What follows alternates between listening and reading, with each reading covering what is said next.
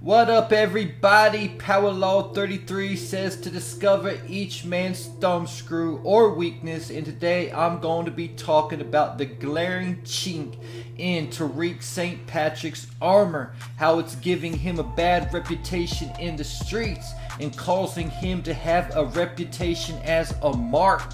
If you don't know, a mark is a target for a robbery, scam, or a hustle. But just as Milan told Ghost, you have many attachments, and that's what makes you vulnerable. But you have made your vulnerability a strength. And like his dad, I believe Tariq will flip the script with his weakness and make it a strength, becoming a bigger monster than Ghost ever was in the process. And I believe Tariq's weakness roots from childhood trauma. First, his dad left his mom for Angela. Then his best friend and mentor Sean was murdered. After that, he finds out his dad had been lying to him his whole life about the truth about where he comes from and who he truly is.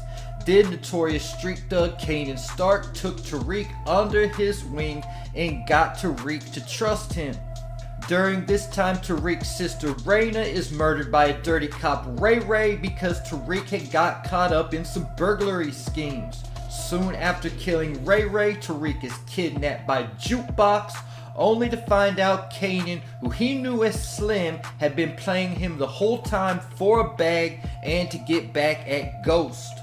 So let's get into Tariq's weakness that probably came from attachment issues growing up, and that is Tariq being too forgiving. We first saw this play out with Kanan, and I just said Kanan played Tariq to get back at Ghost and get the bag, but Kanan loved Tariq like his own son and wanted to continue their relationship. And Reek was eager to hook back up with Kanan and still considers Kanan his best friend to this day. Moving on to Power Season 6, and Tariq is the campus drug dealer at Choate High School. He puts on a girl named Effie to work for him, who also becomes his love interest. However, Effie snitched on Tariq to get him out the way so she could get all the money for herself. And though Effie snitched on Reek and got him expelled from school, she is currently his girlfriend right now, keeping a secret from him and cannot be trusted. As I have said before, forgiving someone in the game will only get you bit by the same snake twice. If you're going to give someone a second chance in the game, you better carefully consider what exactly you are doing. I know the saying is, snitches get stitches, but in the streets, snitches get bullets and buried. But as far as Tariq goes, I guess snitches get second and probably third chances. Getting me to Tariq's lawyer Davis McLean, who has already played Tariq not once but twice, and Tariq has forgiven Davis not once but twice. He first betrayed Tariq by working with U.S. Attorney Cooper Sacks in an attempt to nail Tariq for the murder of James St. Patrick. However, Tariq blew this plan up in court with the help from Tamika Washington when he took the stand.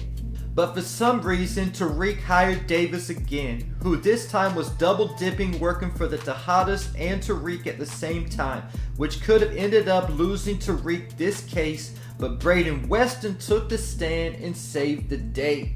Getting me to Kane Tejada, who has hated Tariq since the day they have met for no apparent reason. Though I have my theory on this, I will not get into it on this video.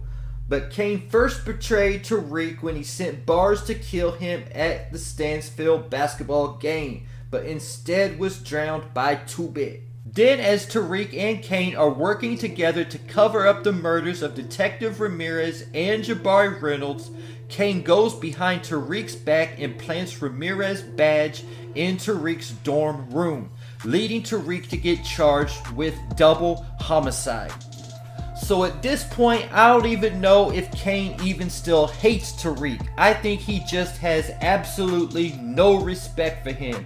In episode 1, Kane called Tariq a weak directly to his face and he is working on smashing Effie behind Tariq's back as well.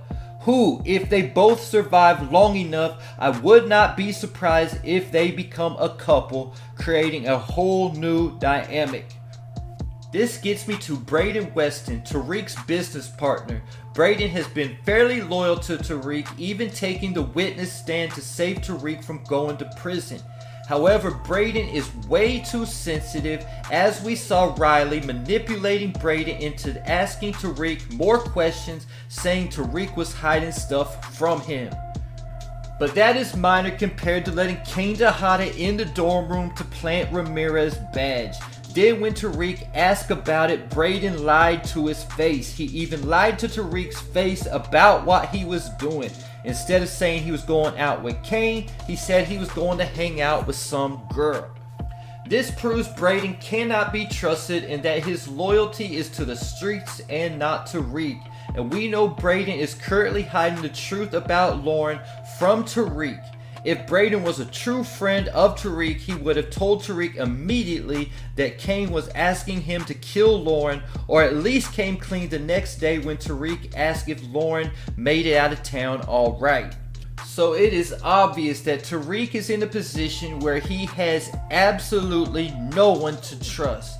Just about the entire cast has played Tariq at least once, including Diana Tejada and her brother Drew, who stole Tariq's drugs from the Stansfield lockers. Diana even put on a whole show as a damsel in distress so she could scan the code from Tariq's phone, showing Tariq he should never trust her again. Now where I'm from, when someone robs you, you and your boys are riding around strapped up looking for whoever is responsible, especially if they take the amount of weight Diana and Drew stole from Tariq. For most people in the game, this would mean war, but not for Tariq, who has already forgiven them both. But in Tariq's case, honestly, a lot of people when they first get into the game are labeled as a mark, simply because they are green to the things of the streets. But if you stay in the game long enough, there's going to be a point where you snap and you say enough is enough. And you go from, I really hope nobody tries to rob me, to, I wish a would try me. And I believe Tariq will hit this boiling point when he finds out the truth about Lauren and that his girl and closest friend were in on it.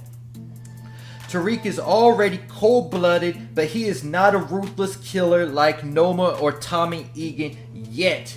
The only time we saw Tariq kill for revenge was his first body, Ray Ray, for killing Raina. The first 2 seasons of Ghost was becoming a monster. The word they used when talking about Ghost, James St. Patrick, was monster. And Tariq has said over and over that he does not want to become a monster like his dad. But when Tariq hits his boiling point, it will be fair game and hunting season for Tariq. I would not be surprised if Tariq catches at least 5 bodies this season, just to indicate how he is becoming a monster like Pops. In episode 1, we saw Tariq kill Bash for comparing him to his father. Ironically, when Ghost was that age, he most likely would have done the same thing when compared to his father. And we already heard Tamika Washington foreshadow, if we don't stop him now, he will become a bigger monster than his father ever was. And there you have it. Leave your thoughts in the comments.